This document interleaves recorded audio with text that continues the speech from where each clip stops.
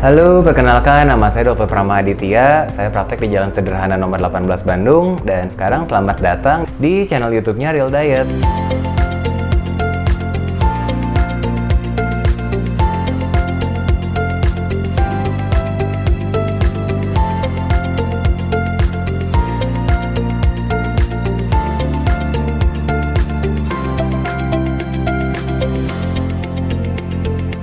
Dalam video kali ini kita akan bahas tentang asal-muasal kenapa terbentuknya Real Diet dan background saya sendiri sebagai dokter, sedikit sekalian sharing-sharing lah gitu ya ceritanya. Oke, saya sebetulnya adalah anak dari, jadi orang tua saya tuh dua-duanya tuh dokter basicnya, jadi saya tuh sebenarnya awalnya dipaksa buat jadi dokter. Curhat nggak apa-apa ya. Terus saya dimasukin ke UI, jadi waktu itu pas waktu SMA, saya sekolah di SMA 3 Bandung, pas waktu itu pengen kabur dari kedokteran, tiba-tiba orang tua saya udah masukin saya untuk ujian saringan masuk UI di Februari, ingat banget waktu itu pas zaman SMA. Udah gitu, alhamdulillah lulus. Ternyata pas ujian UMPTN pada masa saya itu nggak lulus Unpadnya, jadi ya sudah saya terpaksa pindah ke UI.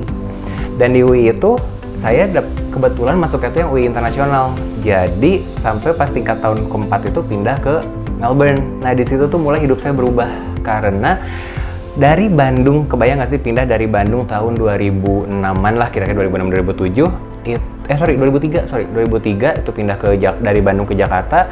Di Bandung belum ada Starbucks, belum ada Jeko, belum ada apapun lah itu yang semua yang junk food gitu. Pas saya pindah ke Jakarta ya kayak istilah kalau bahasa Sunda mah kan kayak apa sih, dikencarkan dari kandang, dilepas dari kandang lah gitu istilahnya. Jadi makanlah segala macam itu dan akhirnya sampai jadi gendut banget. Aku ada loh foto gendutnya ini. Ini kelihatan banget ya, di sini aku pipinya cabai banget, padahal beratku itu cuma 72 loh, dibandingin kayak sekarang yang beratku tuh lagi 80 kilo gitu. Jadi di situ dari foto itu aku diet di Melbourne waktu itu pas pindah ke Australia, itu kira-kira butuh waktu cuma 2 bulan doang untuk jadi kurus. Jadi dari size yang bajunya tadi di foto tadi itu XL berubah menjadi S dalam waktu 2 bulan. Nah udah gitu, tapi pas pindah balik lagi ke Jakarta buat koas segala macam, makannya mulai ngaco lagi, ya sudah wassalam. 12 lagi, gendut lagi. Baru setelah 2012, aku tuh pas udah lulus kan aku 2010. Di 2012 aku ikutan seminar anti-aging di Bali. Nah di situ tuh mulai tuh ketemu dokter-dokter yang tanda kutip kasihan ngelihat badanku karena aku ada jerawatan parah. Ini fotonya.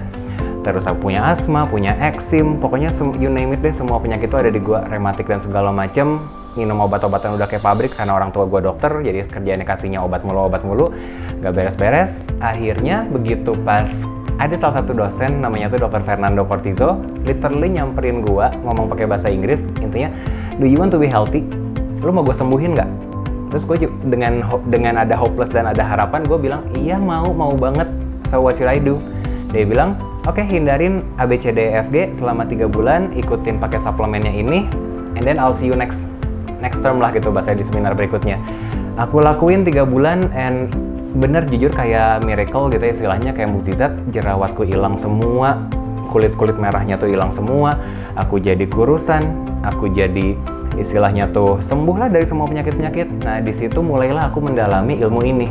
Jadi basicnya itu diet yang aku jalanin adalah diet yang anti-inflammatory diet. Jadi diet untuk menurunkan peradangan gitu. Waktu saya mulai mendalami ilmu ini, saya tuh mengetahui bahwa sumber peradangan pertama tuh dari makanan. Yang kedua tuh usus kitanya harus sehat. Yang ketiganya itu adalah pemilihan suplemen tuh harus benar sesuai dengan kebutuhan. Nah terus berkembang lagi dengan pembagian tipe-tipe badan. Permasalahan pasien-pasien gua begitu datang adalah mereka tuh pengen tahu apa yang harus mereka lakuin. Nah begitu gua ngomongin tentang makanan nih yang harus lo hindarin, makanan ini yang harus lo makan, itu mereka pada istilahnya keblenger, pada bingung. Karena kan yang saya kasih itu basically adalah ini. Ini salah satu contoh kertas dietku. Ada yang dibolehin, ada yang nggak dibolehin. Nah, kalau misalkan mereka pada bisa masak, lihat yang beginian gampang. Istilahnya tuh ya tinggal gue tinggal campur yang ini sama yang ini, jadilah makanan itu. Karena prinsip dasar diet gue itu nggak ngikutin istilahnya, harus ada jam tertentu, harus ada gram tertentu. Even ngitung kalori pun gue nggak nyuruh ke pasien-pasien gue. Nah tapi ya karena banyak yang tidak bisa masak, akhirnya begitu kan istilahnya gini, salah satu yang tidak dibolehin itu kan misalkan gula. Begitu lo beli makanan di luar, udah hampir pasti ada gulanya. ada garamnya entah pakai apa, minyaknya entah pakai apa, yang kayak gitu-gitu. Jadi, kalau misalkan kita ngomongin soal diet, yang pertama kali muncul di kepala kalian apa sih? Nomor 1, tidak berasa. Nomor 2, porsinya itu sedikit. Nomor 3, itu istilahnya harus kelaparan. Dan yang keempat, yang paling mengerikan, diet itu identik dengan bikin sakit. Nah, aku tuh di sini pengen ngerubah semua mindset itu. Makanya kenapa bikin catering namanya Real Diet. Karena basicnya, kalau misalkan kita tahu makanan apa yang benar, yang efek ke badannya tuh malah jadi positif untuk ngurusin badan, untuk menyehatkan, kita masih bisa makannya tuh dengan porsi yang super banyak sampai bikin kita kenyang. Target pertamanya tuh sebenarnya di situ. Banyak orang yang salah itu dietnya tuh langsung cut porsi, jamnya dijarangin, akhirnya jadi sakit. Makanya kenapa diet itu jadi punya image yang sangat buruk, apalagi di orang tua. Tiap kali dengar anaknya diet langsung panik, langsung suruh udah nggak usah diet nanti sakit. Saking takutnya naik berat badan sampai nggak mau makan. Saking takutnya naik berat badan gara-gara air putih sampai nggak mau minum. Itu banyak kejadian pasien-pasien saya yang kayak gitu, dan orang tuanya pun ngeluhnya ke saya begitu. Makanya di sini saya pengen menawarkan konsep baru tentang diet itu yang sebenarnya atau namanya real diet itu tidak akan bikin seseorang sakit, malah akan bikin seseorang itu makin sehat. Cuman memang di dalam fase pertama kali diet pasti ada masa sakau atau craving bahasa bagusnya tuh. Karena istilahnya gini, otaknya biasa dibombardir oleh makanan-makanan yang tinggi akan gula, tinggi akan tepung, itu yang bikin badan tuh jadi euforia, jadinya tanda kutip happy. Tapi badannya tuh tanda kutip juga ngejerit, karena badan itu sebenarnya nggak butuh asupan gula atau karbo sebanyak itu. Jadi setiap kali badan itu dimasukin karbo atau gula, itu yang ada tuh badan tuh akan langsung nimbun si gulanya yang berlebihan itu tuh antara di otot udah penuh lempar ke liver penuh lempar ke lemak di sekelilingnya, atau di lemak yang bisa dicubit. Ada salah satu pasienku yang curhat, "Dok, bikin dong catering yang bener-bener ala elu. Jadi kan gue nggak usah mikir, gue tinggal bener-bener makan, nggak usah, ya istilahnya tuh nggak usah tanya-tanya lagi ke cateringnya, bisa nggak ala catering ala Dokter Prama kayak gitu-gitu." Nah, akhirnya kepikiran lah buat bikinlah satu catering. Cuman masalahnya gue nggak bisa masak, gue sama sekali nggak bisa masak. Gue cuman tahu apa yang boleh, apa yang nggak boleh, titik. Gue nggak tahu cara mempadu-padankan. Sampai akhirnya ketemulah salah satu pasienku yang aku kenal dia tuh dari udah 2011-an, 2012-an lah, dari awal sebelum dia mau merit gitu. Nah, udah gitu, dia pas awal-awal 2011-2012 itu nggak berhasil si dietnya. Istilahnya cuman karena mau nikah doang, udah gitu udah merit, udah beres, ya sudah bablas. Nah, setelah itu, dia balik lagi ke gua tuh kira-kira 2019-an, 18-19-an, cerita katanya udah program hamil, nggak berhasil. Udahlah, katanya gua mau ngobatin dulu aja deh badan gua supaya biar lebih sehat lagi gitu. Nah, setelah itu, jalanin tuh 2 bulanan, 3 bulanan. Udah gitu langsung dia masuk ke program hamil, IVF, di rumah sakit. Ternyata, pas lagi proses istilahnya kan pembuahan si sel telurnya sama si spermanya itu, dapatlah yang jadi tuh sampai 11 embrio. Berarti kan kita bisa bikin ke-11an tuh, kita sampai bercandaannya begitu. Nah, akhirnya dicobalah itu 2 telur, 2 embrio dimasukin ke dalam rahimnya, dan alhamdulillah jadi tuh 1. Nah, di tengah-tengah sebenarnya gini, waktu pas dia ini kan ceritanya tuh cerita happy-nya gitu. Nah, sebenarnya ceritanya tuh di tengah-tengahnya itu munculnya ide catering tuh. Jadi aku begging sebenarnya ke pasienku ini yang namanya Stella ini tuh, bahwa bikin dong yuk, bikin catering dong yuk. Soalnya gue pengen banget istilahnya memudahkan pasien-pasienku supaya bisa dietnya gampang, tapi ya gue nggak bisa masak, jadi so please help me, lo kan bisa masak. Terus dia langsung bilangnya ke aku tuh, ya gimana, gue punya usaha gede, nggak mungkin gue bisa masak udah mie catering doang, ntar deh gue cari temen gue satu lagi deh. Ya udah, akhirnya kekumpul lah kita bertiga gitu. Jadi ada saya, ada Stella, ada Eric buat jadi chefnya gitu. Nah, udah gitu, bingung tuh nama dietnya mau apa, nama cateringnya mau apa, karena kan udah banyak banget ya catering-catering di Bandung, di Jakarta, di mana-mana. Terus kepikiran nama yang basicnya tuh saya pengen ngasih tahu ke pasien bahwa diet itu bukan sesuatu yang harus istilahnya tuh, porsi diet itu nggak harus sesuatu yang lo kelaparan, istilah porsinya nggak usah yang kecil, lo masih bisa berbumbu, masih bisa enak, masih bisa kenyang, itu yang paling poinnya. Akhirnya kepikiranlah ide bahwa oh ya udah namanya real diet aja, dalam arti ini loh diet yang sebenarnya, bahwa lo bisa tetap makan enak, lo tetap bisa berbumbu, lo tetap bisa kurus, lo tetap dapat sehatnya juga gitu. Makanya terbentuklah catering namanya Real Diet gitu ceritanya. Nah, jadi gini, inti dari yang pengen aku ceritain sekarang, bahwa sebenarnya si catering Real Diet yang kupunya ini itu ada pembedaan yang sangat dasar banget dari dibandingin catering-catering lain. Konsep dasarku adalah gini, yang sebenarnya bikin gemuk seseorang itu adalah ketika badan itu memproduksi yang namanya hormon insulin. Jadi sebenarnya gini, ketika kita konsumsi karbo nih, tepung, gula, whatever lah itu, begitu gula itu masuk ke dalam darah, dia tuh akan naikin si gula darah. Nah, begitu gula darah naik, badan tuh akan memproduksi insulin untuk memindahkan gula tuh ke 3 tempat, ke liver, otot, sama lemak. Nah, si dietku ini mentargetkan nomor satunya itu adalah jangan sampai produksi insulinnya tuh terlalu meningkat.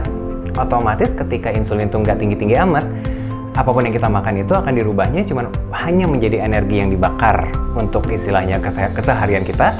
Yang kedua tuh akan ditimbunnya di otot. Nah gitu, jadi kunci dasarnya tuh di situ.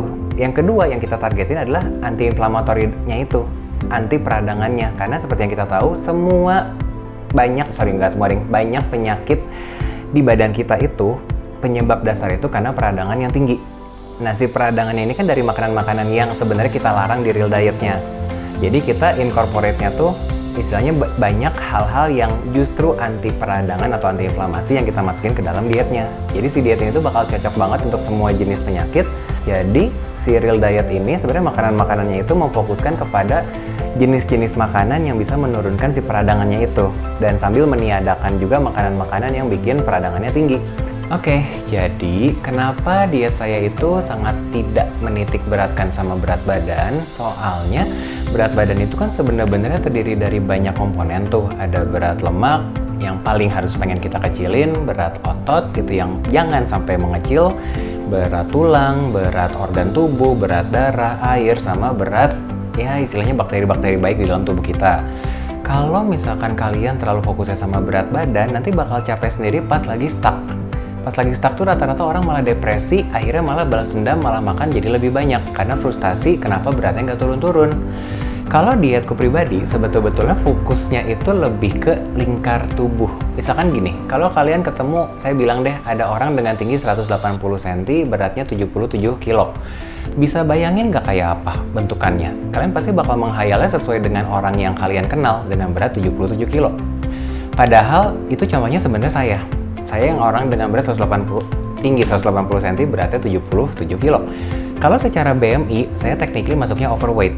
Tapi kalau secara bentuk, baju saya ukuran M aman, celana saya ukuran di 29-30 masih bisa. Nah itu, jadi targetku kalau misalkan ke semua pasien-pasienku, coba lihatnya tuh lebih ke lingkar dulu. Misalkan gini, kalau kalian menilai kalian di kaca, merasa gemuknya di area mana sih? Misalkan, oke, saya gemuk di area lengan, paha, perut, pinggang, pipi. Kalian kan nggak akan tahu beratnya berapa exactly di bagian-bagian tersebut. Tapi kalian tahu itu membesar, itu harus dikecilin. Nah itu targetku, yang harus dirubah dulu mindsetnya kalau pengen berhasil diet. Jadi jangan ngebebanin diri kalian sendiri dengan dikit-dikit nimbang, abis makan nimbang, abis minum nimbang, itu bikin depresi. Karena jujur-jujuran badan manusia itu baru bisa ngebakar lemak setelah adaptasi dengan pola diet baru tuh di hari ketiga keempat. Kalau hari pertama kedua tuh belum biasanya. Nah yang paling the bestnya lagi, kalau kita ngomongin diet yang benar-benar full kayak diet saya yang no carbo at all, no gandum, no tepung, no gula, no nasi segala macem, badan tuh jadi akan bisa untuk ngebuang cairan tubuh yang berlebihan yang keikat. Nah itu akan membuat efek yang menyenangkannya adalah di sebulan pertama itu berat badannya turun drastis. Tapi yang jadi masalah adalah garamnya ikutan kebuang jadi bikin kalian keleyengan. Jadi makanya kenapa dietku itu masih tetap bolehin garam karena kita harus isi ulang. Tapi anyway, yang bikin jadi masalah begitu airnya banyak kebuang, oke lah kita senang nih beratnya turun. Nah, masuk bulan kedua itu baru fat mass-nya yang mulai dihilangin pelan-pelan, makanya ada istilah paling sehat itu cuma 4 kilo sebulan. Karena proses pembakaran lemak itu lambat sekali, dan kalau misalkan kita hanya fokus ke berat badan, kalau kita lihat grafiknya nih, kalau kalian bikin literally per harinya tuh dibikin grafik, itu bentuknya tuh bakal rege-rege, nggak bakal garis lurus bener. Istilahnya pasti akan ada fase naik dikit, turun lagi, mandek dulu, turun lagi, baru naik, jadi random banget. Kalau kalian keburu stres atau frustasi dengan bentukan chart yang seperti itu, atau kalian mikir, aduh kok naik lagi sih, aduh kok stuck sih, dan kalian bakal cheating, itu pasti bakal gagal si dietnya. Jadi kalau misalkan ini kertas timbangan pasienku nih, cowok dengan umur 24 tahun, tinggi 171 cm. Kalau kita lihat di sini, si berat badannya tuh di 87,7. Kalau kita breakdown, dia tuh terdiri dari berat lemak 26,8, berat otot 57,7, sama berat tulang 3,2. Dijumlahkan jadilah 87,7. Nah, kalau kita lihat cuma dari berat lemaknya saja, sebetulnya ada targetnya. Bahwa berat lemak cowok di usia 24 tahun tinggi 171, harusnya tuh berat lemaknya di antara 7,5 kilo sampai 17,1. Jadi anggaplah kita ambil nilai optimal maksimal, 26,8 harus dijadiin 17,1, berarti kan dia harus ngurangin sekitar ya 9 kiloan lah. Tapi kan kita nggak bisa tahu juga di mana orang ini gemuknya kalau kita nggak lihat dari lingkar. Makanya saya kalau misalkan ada pasien, saya akan minta juga diukur lingkarnya, terutama lingkar perut kalau untuk cowok. Ternyata lingkar perutnya itu di 100 cm, padahal normalnya tuh harusnya di 85 sampai 90. Gitu. Jadi kan kalau misalkan kita udah tahu lingkar perutnya berapa, kita tahu nih targetnya yang harus dikecilin tuh di mana, bukan masalah kilonya doang yang harus dikecilin. Nah sekarang dengan progres terakhir datang, dia itu si berat lemaknya tuh jadi 24,6. Kalau lihat dari yang pertama tadi kan di 26,8, berarti turun 2 kilo. Kesannya kecil, tapi nanti kuliatin ya seberapa besar atau seberapa gede si lemak 2 kilo itu dibandingin sama 2 kilo otot. Oke, jadi kalau untuk ngukur si yang tadi kertas yang ada berat lemak, berat otot, berat tulang gimana gitu, itu kita pakai alat ini. Jadi ini namanya Tanita. Jadi memang timbangannya agak beda sih sama timbangan yang ada di rumah, karena kita bisa masukin datanya dulu. Jadi misalkan ini kan pertama kali kan kita masukin berat baju, karena kan orang kan suka denial, oh ya berat baju gue terlalu berat. Jadi let's say lah kita masukin beratnya 1 kilo bajunya. Terus misalkan kita masukin kan builds-nya itu, istilah bentuk badan itu standar atau atlet, rata-rata kan standar. Aku masukin diriku sendiri deh, cowok. Terus umurnya berapa? 35 tahun. Tingginya di aku 180. Oke. Terus aku naik dulu. Ya, kita nunggu sampai hasilnya keluar. Oke. Oke, lalu kalau misalnya kita lihat di sini, wah ternyata berat badanku lagi naik nih, lagi 78,5 kilo. Tapi ya ukuran bajuku masih M sih, celanaku masih di 29-30, jadi aman-aman aja. Makanya harus lihat juga proporsi badannya, lingkar perutnya gimana. Kalau cewek kan ada lingkar lengan, ada lingkar pinggul, lingkar paha. Kalau cowok sih patokannya lingkar perut. Selama perutnya masih rata, mau beratnya berapapun ya nggak jadi masalah. Gitu, kenapa saya lebih fokusnya ke lingkar badan bukan di berat badan. Makanya kenapa real diet itu nggak fokus ke ngitung kalori. Kita lebih fokus memilih makanan yang real, yang memiliki fungsi yang super baik buat badan. Makanya kenapa cateringnya dinamainnya real diet. Tapi kan banyak nih yang nanya, apakah kalau misalkan mau ikut si catering real diet ini harus konsultasi dulu? Jujur jawabannya iya, karena biar ngerti alasannya. Rata-rata orang tuh kalau diet tuh kan cuma targetnya pengen turun berat badan aja, tapi nggak tahu juga istilah kenapa dietnya harus begini, atau misalkan pengen sembuh dari sakit, tapi nggak tahu kenapanya orang itu jadi sakit. Nah, di saat konsultasi itu sama gue bakal dijelasin kenapanya kamu sampai harus diet, kenapa makanan ini menyebabkan masalah, kenapa diet ini bisa nyembuhin ke badan kamunya gitu. Makanya kenapa harus konsul. Tapi kalau misalkan nih kan sekarang lagi pandemi, terus istilahnya agak khawatir kalau misalkan mau datang ke klinik, santai aja, gue ada pilihan konsultasi online kok, entah itu via Zoom atau via email. Nanti di situ kalian bisa tanya apa aja yang mau kalian tanyain ke saya, nanti saya jawab. Nanti kita akan discuss tentang kebutuhan kalian sebenarnya butuhnya apa aja. Jujur-jujuran, kurusnya tuh bonus aja.